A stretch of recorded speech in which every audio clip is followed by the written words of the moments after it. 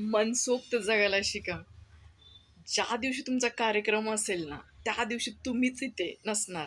पण सगळे काही नातेवाईक, इतर लोकं, आजूबाजूचे, शेजारी-पाजारी सगळे जेवण करून जाणार त्या कार्यक्रमामध्ये. लक्षात घ्या, तो शेवटचा दिवस असतो आपल्या आयुष्यातला. मनसोक्त जगा. स्वतःला वेळ द्या, स्वतःवर प्रेम करा.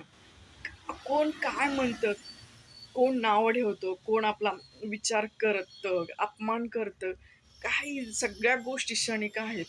जिथली तिथं सोडून द्यायला शिका आणि स्वतःला कसं समाधानी आणि स्वतःला कसं हॅपी ठेवता येईल एवढं विचार करा. कारण कोणी आपला विचार करत नाही. आपण कुठल्या ह्याच्यातून जातोय किंवा आपल्याला काय दुःख आहे याचं कोणालाही काही घेणं-देणं नसतं. तुम्ही तर नॉर्मल लोक आहात. म्हणजे आमच्यासारख्या अपंगाचा तर कोणीच विचार करत नाही. त्याच्यामुळे ना, जो क्षण मिळालेला आहे ना, तो असं निरर्थक कोणाच्या मागे नका घालू. म्हणजे हा मला विचारत नाही, ती मला विचारत नाही, ही मला किंमत देत नाही, ती मला किंमत देत नाही. ते नातेवाईक असे आहेत, ते नातेवाईक असे आहेत. या गोष्टीच्या भानगडीत पडूच नका.